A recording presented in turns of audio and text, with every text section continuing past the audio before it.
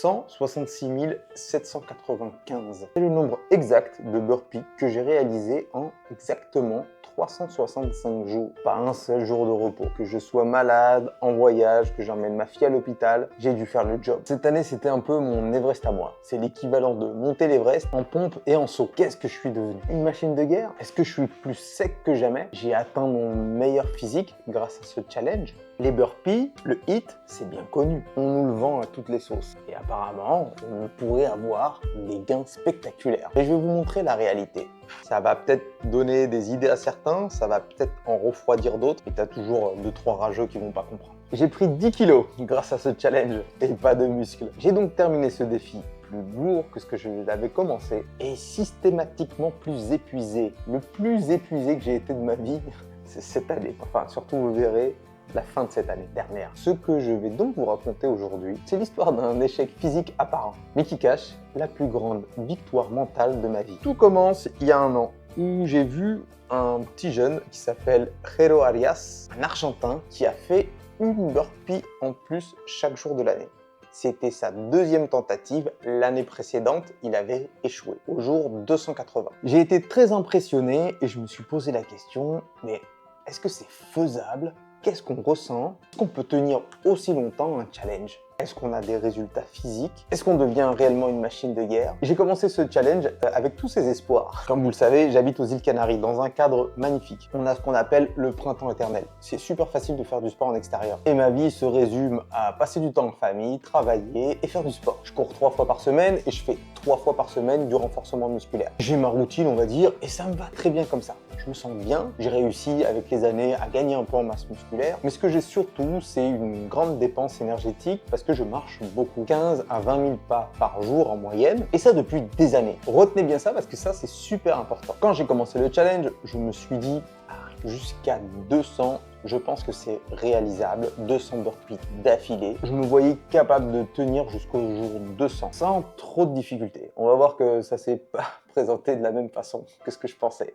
J'ai l'impression que le cerveau ou l'ego peut-être sous-estime toujours nos objectifs. Je suis quelqu'un de très combatif, je sais pas si on dit combatif. Je sais que je tiens mes engagements jusqu'à une certaine limite. Ce challenge me permettait de voir jusqu'où allait cette limite. Alors pourquoi j'ai choisi les burpees? J'ai choisi un exercice que je trouve difficile et que j'aime pas trop.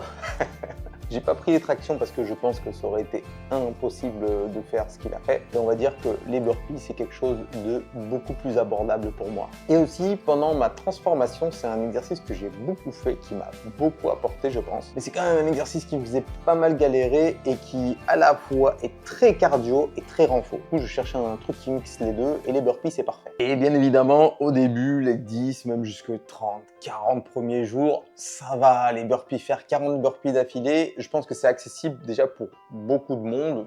Pour moi, c'était vraiment très facile. Je faisais ça soit avant comme échauffement ou juste après mes entraînements. Ça a commencé quand même à partir de 50 burpees à devenir assez compliqué d'allier et la course à pied, mes jours de sortie running, et les burpees. Mais ça reste super gérable jusqu'au jour 90 qui arrive, qui commence à devenir super chaud.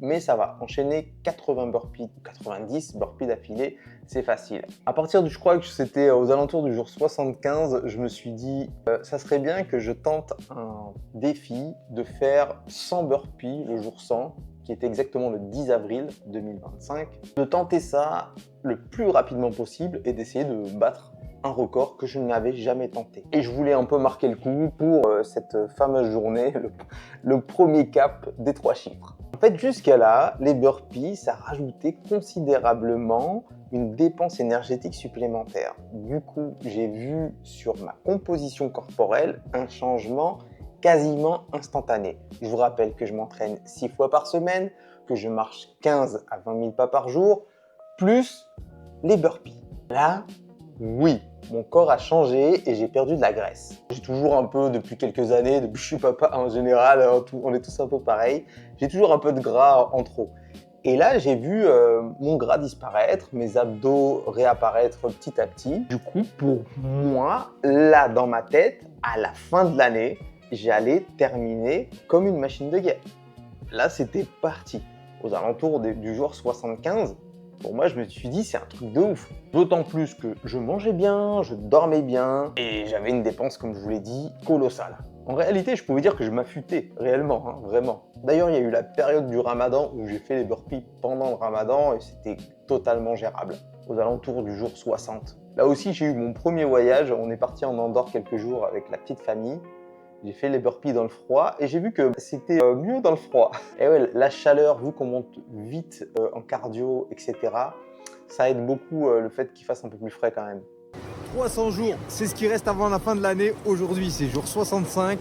Je me caille, on est en plein dans les Pyrénées et je vais faire 65 burpees. C'est parti. Et j'avais fait les burpees dans ma première capitale. On va voir qu'il y en aura d'autres. Et on arrive en avril, deuxième capitale, Paris, devant la Tour Eiffel, avec mon acolyte Morgane qui m'a suivi sur les 10 premiers burpees. J'ai eu de la chance, on a eu le soleil. J'ai fait les 100 burpees. Là, je vous fais un petit spoiler. Ça s'est pas passé comme prévu. Je vous avoue que là, ça y est, je les ai fait et je me sens pas super bien. 100 burpees, 4 minutes 25 exactement. Je pense que j'ai fait un très bon temps. Sauf que je finis, je me suis dit, mais quelle idée j'ai eue! C'était horrible. Je pense que la pollution, l'air plutôt frais de la région parisienne, la mauvaise qualité de l'air en général, plus l'effort très intense. Juste après les 100 burpees, je me suis senti mal. Grosse douleur au niveau de la cage thoracique, maux de tête, j'étais pas bien, j'étais en manque d'air. Vraiment une erreur, mais j'ai donné tout ce que j'avais au moins. Et 4 minutes 25, très fier de moi. Sachant que les burpees en moyenne, sur toute l'année, hein, si je fais la moyenne de l'année, ben, je devais les faire 4 secondes par burpee, en gros. Là, j'ai été très vite. Je vous laisse faire le calcul. Et à ce stade-là, honnêtement, je vous dis, c'est toujours gérable. C'est dur, je dis pas que c'est pas dur, mais c'est toujours gérable. À partir de 100, ça va. J'arrive à continuer mes entraînements, etc. C'est dur, je le répète, mais c'est toujours gérable. Et si vous me suivez depuis longtemps, vous savez que moi, j'utilise pas trop le terme discipline au sens militaire du terme. Je dis, on change plutôt nos habitudes et on adapte, on est discipliné par rapport à certains objectifs. C'est-à-dire, tu prépares une course, tu prépares un examen ou peu importe. Là, tu dois être discipliné un certain temps. Et je me suis dit, cette année, il va falloir que je sois très discipliné pour tenir, donc du coup avec une routine, etc. Mais j'avais tort, c'était pas de la discipline qu'il me fallait, pas du tout. Quand tout va bien, suivre le plan, être discipliné, finalement, c'est pas si compliqué. Certains te vendent même des formations pour être plus discipliné, tu vois. Il y a des livres dessus et tout. Mais là, j'étais même pas encore au courant que le défi avait pas encore commencé. Je te rappelle, jusqu'à présent, parce que je pense qu'il y a beaucoup de gens qui pensent juste au jour J, par exemple, je fais 100 burpees. Non. Faut pas oublier que la veille, j'ai fait 99. L'avant-veille, 98. 10 jours avant, j'étais à 90 burpees dans la journée. Et tout ça, petit à petit, ça se cumule dans ton corps et surtout au niveau de ton système nerveux. Mais ça, on le verra après et vous verrez que ça fait très mal à la tête. Et d'ailleurs, écoutez un peu ce que je dis au jour 122. Physiquement, je sens que les choses ont changé. Je sens que les choses sérieuses ont commencé. Et c'est là où vraiment le temps, je m'en fiche parce que j'accumule tous les jours plus de 100 burpees. Et aujourd'hui, c'est le jour 124. On va voir si j'arrive encore à le faire sans pause. Et je vous avoue sincèrement que dans ma tête, je me dis, fais des pauses, c'est bien. Et ouais, il y a un truc qui s'est rajouté, c'est que au départ, je me suis dit, à un moment donné, tu vas devoir prendre des pauses.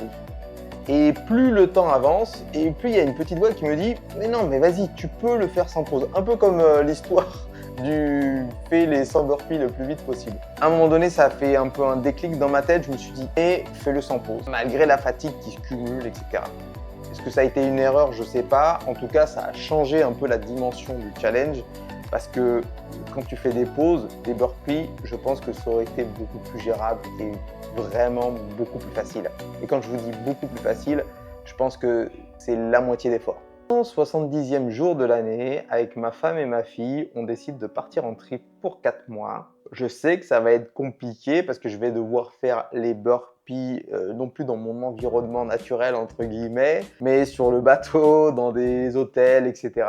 Je sais que ça va un peu se compliquer, mais je réalise pas encore tout ce que ça implique. Il faut savoir que moi, je suis une personne qui, le voyage, ça fatigue beaucoup. Le voyager, ça m'épuise. Conduire, etc., prendre l'avion, je sais pas pourquoi, ça m'épuise. Donc je savais que ça allait être un peu chaud, quoi. Mais pas tant l'aller, surtout le retour. Parce qu'il y a une allée et un retour. Du coup, mi-fin juin, on quitte les Canaries, on prend le bateau, direction la péninsule. Du coup, jour 171, je fais 171 burpees sur le bateau. Ça tangue, c'est bizarre, mais ça va, c'est gérable. La traversée se passe bien, on arrive au sud de l'Espagne, puis on va au sud du Portugal. On remonte par Lisbonne, Porto, tout l'ouest de l'Espagne.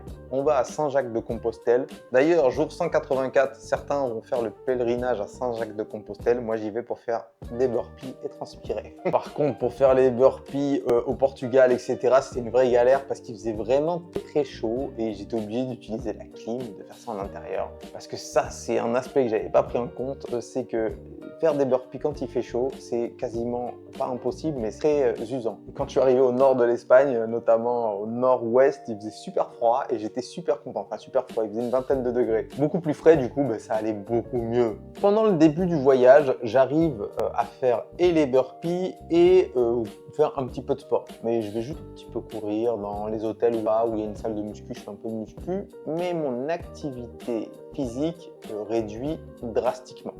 Par contre, comme on se balade beaucoup, on marche, mon NEAT, on va dire entre guillemets, il reste quand même relativement élevé. Très vite d'ailleurs, arrivé au nord de l'Espagne, il y avait un hôtel où j'ai pu me peser, j'ai pris 4 kilos. Je pense que j'ai fait pas mal de rétention d'eau parce qu'on goûtait à tout pendant le voyage, etc. Mais c'était que le début ça, de la prise de gras. Parce qu'après ça fait mal. On a passé quelques jours après dans les Alpes, près de la Suisse, super beau, pas loin de Thonon-les-Bains, dans une petite station de ski qui s'appelle Bernex. Je faisais les burpees au frais à la montagne, ça restait difficile, mais ça allait. Et lors d'une discussion avec ma femme, je lui ai dit bah écoute, là c'est bon, j'arrête les conneries, je me remets à la diète parce que là j'abuse. Et elle m'a dit non, tu vas pas faire ça, tu vas pas nous gâcher nos vacances avec ta diète, tu vas prendre du gras, on s'en fiche. Et quand tu rentres, tu vas montrer au Banana Gang comment perdre du gras. Et je me suis dit, ah, elle est maligne, c'est pas mal. C'est une super bonne idée. Je me suis dit, allez, go. Et max 10 kilos. Du coup, j'ai fait les burpees dans plein de villes du nord de l'Espagne, en France, à Bordeaux, Orléans, Tours. On est retourné en région parisienne. J'ai fait ça à Thonon-les-Bains, en face du lac Léman, à Genève, à Belfort, Colmar, Strasbourg. Et des burpees au Luxembourg et à Bruxelles. D'ailleurs, j'ai mangé trop de frites en Belgique. Elles sont trop bonnes, vos frites, les Belges. Et pendant tout ce temps-là, j'ai carrément arrêté l'activité physique, c'est-à-dire que tout ce que je faisais, mes 6 jours de sport par semaine, ça se réduisait au burpee. Ça allait bien, j'étais pas trop fatigué. Entre-temps, sur le parcours, comme on a pas mal voyagé, croisé pas mal de gens, je suis tombé malade en plein été. Ouah, cette foutue grippe ou ce rhume, je sais pas ce que c'est, il m'a vraiment mis le moral dans les chaussettes. Là, ça va quand même beaucoup mieux. Fièvre, tout, nez encombré, la totale. Par exemple, jour 194, j'avais pas dormi de la nuit, j'étais vraiment pas bien. Mais il y a une petite flamme en moi, que je vais appeler la flamme T, vous allez comprendre pourquoi, qui reste allumée et qui me dit « Allez, vas-y, c'est bon, tu peux. Ça va être un moment atroce, mais tu peux. » Et j'ai réussi à tenir les burpees et à faire les burpees en étant malade. Bon, quand je dis malade, c'est vrai que j'ai eu un peu de fièvre, c'était un peu relou. Mais ça va, c'était quand même, ça reste surmontable la journée. Tu prends un petit Doliprane. À ce moment-là où le Doliprane il fait effet, t'es cuit. Mais franchement, c'était une horreur. Hein. Je devais faire quasiment 200 burpees en étant malade d'affilée. C'était vraiment une souffrance absolue. Mais j'ai tenu. Je savais très bien que cet état passe et que j'allais pas abandonner pour ça. Il y a d'autres choses, on va voir, qui auraient pu me faire abandonner le challenge, mais ça, non. Je sais que je suis capable de surmonter ça. Jour 235, je fais mes burpees en Belgique. Et après, c'est départ pour le Canada. Là, je ne me suis pas aventuré à faire les burpees dans l'avion. Par contre, j'ai fait les burpees un peu partout. Avec le jet lag, je vous avoue que ce décalage horaire, là, il m'a mis un peu une claque et c'était un peu compliqué à gérer. Surtout que tu dois enchaîner plus de 240 burpees d'affilée tous les jours, je vous répète. C'est tous les jours. Hein. Il y a le cumul de toutes les burpees depuis le début de l'année jusqu'au jour 240. D'ailleurs, on est monté jusqu'à Tadoussac pour aller voir les baleines. Jour 259, on était déjà là-bas. Et j'arrivais de temps en temps à aller faire un peu de footing, mais c'était cuit. Au Canada, on a mangé comme jamais. Je reviens du Canada, on rentre à Paris, je me pèse. Au total, j'étais parti en juin aux alentours de 75 kilos. Je faisais 85 kilos, gang. J'ai pris une grosse claque quand je suis monté sur la balance à l'aéroport.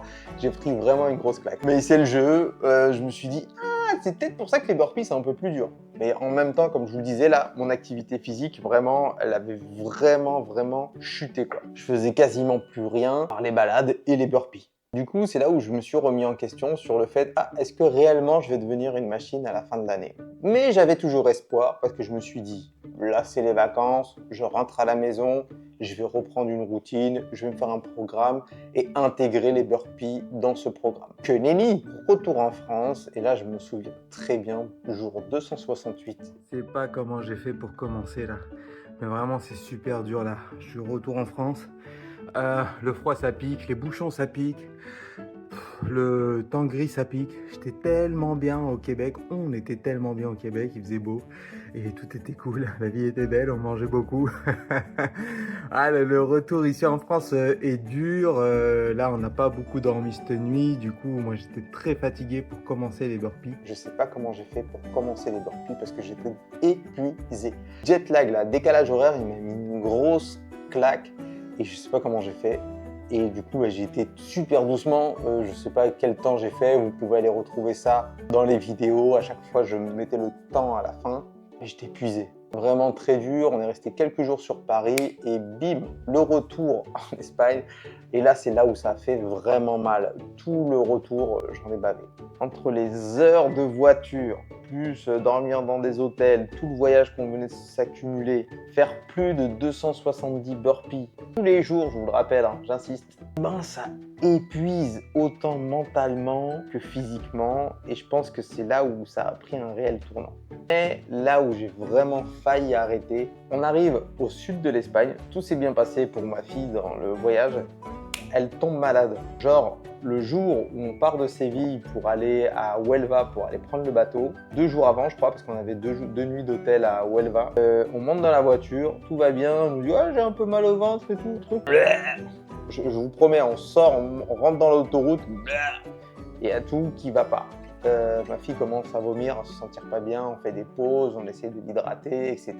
On voit que ça passe pas, qu'elle fait que vomir et qu'elle mange pas, ça enchaîne et vous savez, il faut faire super attention avec les enfants, la déshydratation ça va. On va dans un service, dans un centro de salud, en Espagne il y en a partout et du coup il y a une espèce d'urgence.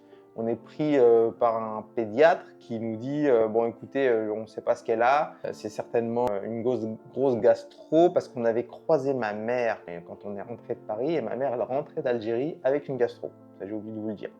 Du coup la petite elle a chopé très certainement ça et ça allait pas du tout quoi.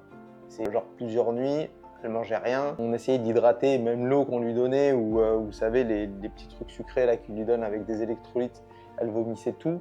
Du coup, c'était assez compliqué. Et moi, avec l'épuisement, la fatigue de la route, plus ça, moi, je me voyais arrêter le challenge. Là, je vous dis honnêtement. J'abandonne, c'est ce que je me suis dit aujourd'hui. J'arrête le challenge. Dans la salle des urgences, une deuxième fois où on est reparti ce matin pour ma petite parce qu'elle a fait de la fièvre toute la nuit. Et comme on prend le bateau ce soir, on veut être sûr qu'elle soit bien avant de partir. C'était le jour 276 exactement, j'ai failli arrêter. Pourquoi? Parce que le matin, à 5h du mat, on est parti aux urgences pour arriver les premiers. Parce qu'ils nous avaient dit, si ça passe pas, il faut aller aux urgences. On va aux urgences, on est pris en charge quand même assez rapidement. On rentre avec des médocs, etc. Des trucs qui lui font arrêter de vomir pour qu'elle puisse manger, tout ça. Et pour moi, l'envie, elle est d'abandonner, j'arrête. Je me dis, ouais, occupe-toi de ta fille plutôt que d'aller faire des burpees. J'avais pas la tête assez en gros. Sauf qu'à un moment donné, on restait dans la chambre avec ma femme. Et ma femme me dit, mais vas-y, va les faire.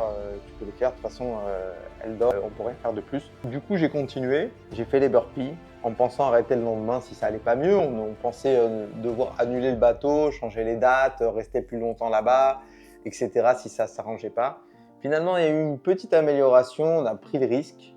Et jour du coup 277 sur le bateau, j'ai refait 277 burpees. Et là c'était assez compliqué, hein. 277 burpees avec la petite à moitié malade, le bateau qui tanguait bien. etc. J'ai fait un temps truc, mais je les ai fait d'affilée. J'ai fait 277 burpees sur le retour. Mais au retour, il s'est passé un incident assez grave pour moi, enfin dans le sens où faut faire super attention. Retour aux Canaries, on est le 5 octobre. Ici, il fait super chaud le 5 octobre. Je suis super fatigué. Je décide d'aller faire les burpees en extérieur. Grand soleil qui tape. J'ai pensé à rien. J'ai pas bu beaucoup d'eau. Je fais 178 burpees. Et à la fin des burpees, j'avais envie de pisser de fou. Je m'arrête pour aller pisser. C'est la deuxième fois que ça m'arrive dans ma vie. Faites attention quand vous allez faire pipi. Quand vous venez de faire un effort super intense, je pisse et je m'évanouis. Je fais ce qu'on appelle un malaise vagal. Voilà, je viens de faire un malaise vagal juste après mes burpees. Je viens de tomber. Heureusement qu'il n'y avait pas de pierre à côté. Wow. Heureusement, j'ai rien eu, je me suis évanoui, je me suis réveillé, je sais pas du tout combien de temps je suis resté au sol parce que j'étais tout seul dans un parc et il y avait personne avec la chaleur qu'il faisait. C'est un peu normal en même temps. Je me suis levé tant bien que mal, je suis parti chercher des électrolytes pour m'hydrater, ça allait beaucoup mieux. C'est pas grave, ça m'est déjà arrivé donc j'ai pas pris peur. Ça te fait un peu cogiter, à se dire peut-être, réfléchis quand tu vas faire de l'exercice au soleil, hein. En plus, je suis au courant, ça m'est déjà arrivé. Mais faites attention quand vous allez faire pipi, attendez que vos pulsations descendent bien, sinon ça tire sur leur nerf vague, ça envoie plus d'oxygène et bim, on tombe. À partir de là, j'essaie de me reprendre en main. J'arrive pas à faire de sport à côté, mais je me dis allez, c'est pas grave, on essaie de maintenir une diète. Assez rapidement, je perds 5 kilos, les 10 kilos que j'avais pris. C'est assez facile parce que j'ai repris la marche, etc.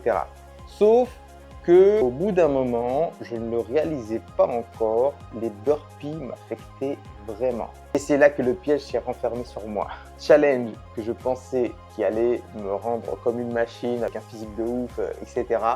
Avec une condition physique de ouf. Non. Là, c'est là où où j'ai compris que c'était une erreur de commencer ce challenge. Une erreur, je sais pas, on apprend toujours des choses de ce qu'on fait, mais en tout cas, pour atteindre l'objectif que je me suis dit, en fait, j'avais tout faux. Et c'est là où j'ai compris que je n'étais pas une personne disciplinée aussi. Pendant les vacances, j'ai arrêté la musculation, j'ai arrêté la course à pied. Ma seule activité, c'était ce défi en fait.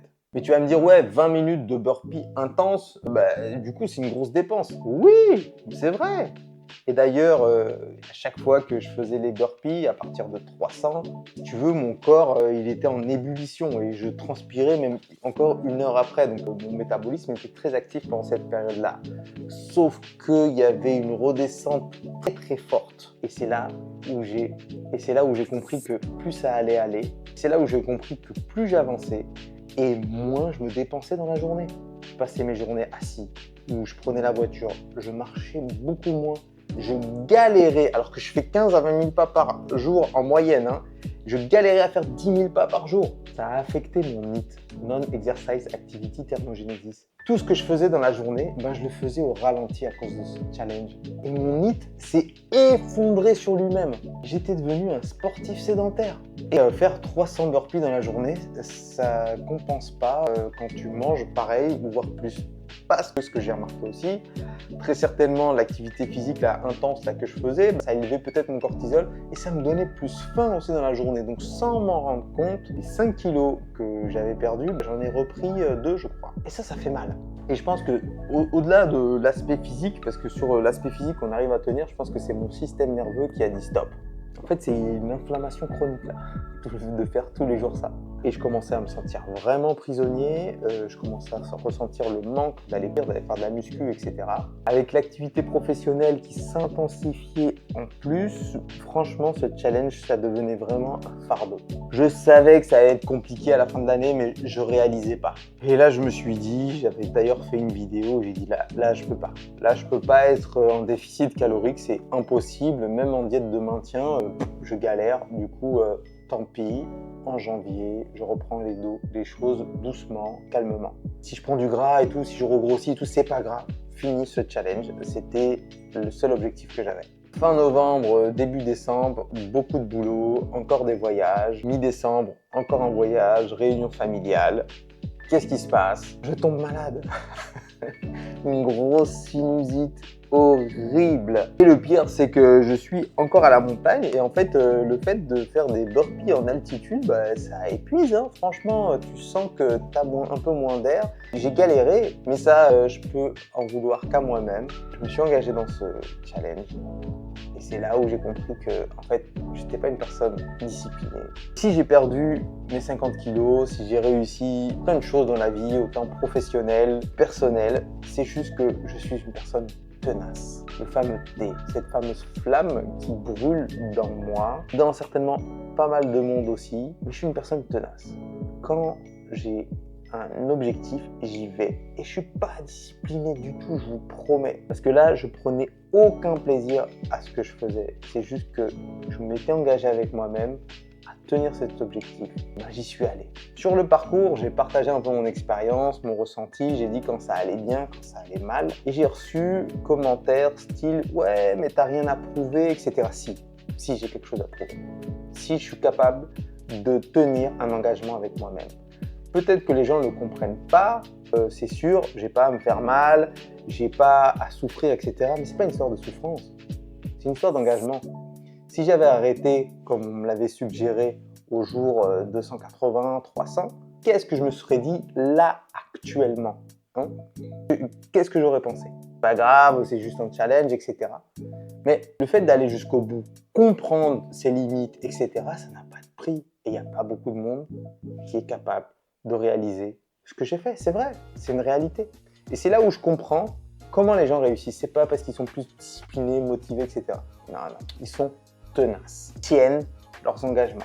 Et c'est vraiment ça que j'ai appris de moi-même, parce que j'étais vraiment face à moi-même et face à mon miroir. J'avais pas envie, hein. Vraiment, j'en avais pas envie. Et quand tu fais quelque chose que tu n'as pas envie, contre ta volonté, beau être le plus discipliné du monde, ça te pourrit la vie. Et moi, je pense que la discipline pourrit un peu la vie. Surtout comme on te la vend aujourd'hui, où, tu vois, c'est un truc un peu militaire, tu vois, un peu, non, il faut se lever à 6 h du mat, aller courir 10 km par jour, etc.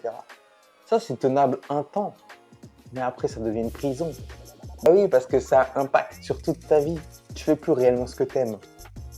Tu fais les choses par obligation. Et je pense que là où ça a été le plus dur, c'est vraiment les 10 derniers jours où, en plus de la maladie, et c'est vraiment, je pense sur la fin, les 20 derniers jours où j'étais vraiment épuisé, j'en pouvais plus, mais je tenais, je me suis dit, allez, c'est là où j'ai commencé à compter, pas me dire, il reste plus que 20 jours. Non, il reste plus que, par exemple, 12 000 burpees, il reste plus que 8 000 burpees. Et en fait, chaque jour, j'en enlevais 300 et quelques, jusqu'au dernier jour où ça a été vraiment la délivrance.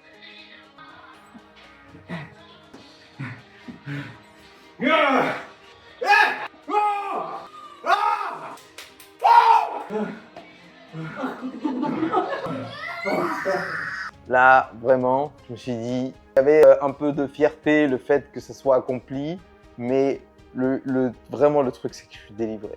Je suis sorti de cette prison et j'ai rempli le contrat. J'ai tenu le contrat avec moi-même et je pense que c'est dont je suis le plus fier. C'est pas la performance physique qui compte, pas du tout. C'est juste le fait que j'ai réussi à tenir. Parce que finalement, c'était plutôt une épreuve mentale. C'est une lutte contre l'esprit plutôt qu'une lutte contre le physique. Je pense que tout le monde est capable de réaliser ce challenge finalement. Mais là où on craque en premier, c'est pas le physique. C'est dans la tête, vraiment. Mentalement, ça m'a appris des choses, mais physiquement parlant, je sors complètement épuisé de cette épreuve. J'ai pas gagné en muscle, j'ai pris en gras. Dans un premier temps, j'ai sous-estimé ce challenge. À la fois, j'ai sous-estimé le challenge et à la fois, je l'ai surestimé sur ce qu'il pouvait apporter. Donc là, je suis la preuve parfaite que c'est pas le sport qui fait maigrir. Certes, je pense avoir maintenu ma masse musculaire. Je viens d'aller faire des tractions, j'ai perdu en force, ça c'est total. Je me suis amélioré au burpee, mais attention, je ne me suis pas amélioré en HIIT, j'ai amélioré ma résistance. Je suis parti courir 5 km l'autre jour, ça allait plutôt bien. Peut-être que j'ai amélioré un peu ma VO2 max, on va voir. Là, je reprends petit à petit, hein. J'y vais mollo. Je vous donnerai une petite update. Et je vais essayer de vraiment m'affûter, perdre du gras pour vous montrer l'avant-après. En tout cas, en termes de résultats physiques, c'est très décevant. C'est pas les burpees en soi le problème. Je pense que le burpee, tu peux l'intégrer à ton programme de HIIT et faire du HIIT si tu n'as pas le temps de faire autre chose. Mais ce que j'ai réellement compris, c'est que tu n'as pas nécessairement besoin d'être discipliné pour atteindre un objectif. Il faut que tu sois tenace. Et ce que j'aimerais te partager dans cette vidéo, si quelqu'un te parle de discipline sans avoir vécu ce que j'ai vécu, c'est-à-dire une année entière à faire exactement la même chose, parce que c'est pas juste faire des burpees, hein, c'est aussi les publier sur internet, faire le montage et publier aussi. Il y a un peu de travail derrière, hein. Mais cette pugnacité là que tu as là, et tu l'as en toi aussi. On est tous tenaces, on arrive tous à se lever le matin pour aller bosser. On est capable de faire des choses et de tenir ces choses même si c'est super compliqué. C'est ce que j'ai réussi à faire cette année. Toi, tu es capable de faire. Donc maintenant, qu'est-ce que je vais faire? Je vais retrouver, comme je vous l'ai dit, je vais m'affûter et je vais surtout intégrer dans l'application Wegovy, notre application avec Morgane, le challenge burpee. Dans les challenges qu'on fait, nous on propose des challenges sur 30 jours. Et ce qui est beau, comme je vous l'ai dit au début, j'ai eu des résultats super positifs sur mon physique. C'est parce que ça a tenu un petit laps de temps. Donc les challenges, oui, aussi longs, non, c'est hors de question. Je vous le recommande pas du tout. Ça ne sert à rien. Donc voilà, restez connectés, Banana Gang. Merci d'être là, merci de m'accompagner. Merci à toutes les personnes qui m'ont suivi depuis le début, qui m'ont encouragé. Vraiment, j'ai compris que sur les réseaux, on se focalise des fois sur les mauvaises personnes parce qu'on a des mauvais commentaires. Moi, j'ai eu que de l'amour pendant ce challenge, quelques crottes de nez par-ci par-là, mais 99,99999%, c'était que du soutien, de l'amour, ce qui m'a permis de pas mal continuer à poster et à tenir tous les jours, vous partager un peu au quotidien. D'ailleurs, vous pouvez retrouver toutes les vidéos partout d'une année entière de challenge, 365 jours, 66 795 burpees. C'est ce que j'étais capable de faire et vous verrez ce que je suis capable de faire cette année dans d'autres conditions, avec des choses que j'aime et des gens que j'aime. Merci pour votre soutien, merci d'avoir partagé, commenté, liké et vous abonné bien évidemment. Et on se voit très bientôt pour la suite de l'aventure. À bientôt gang.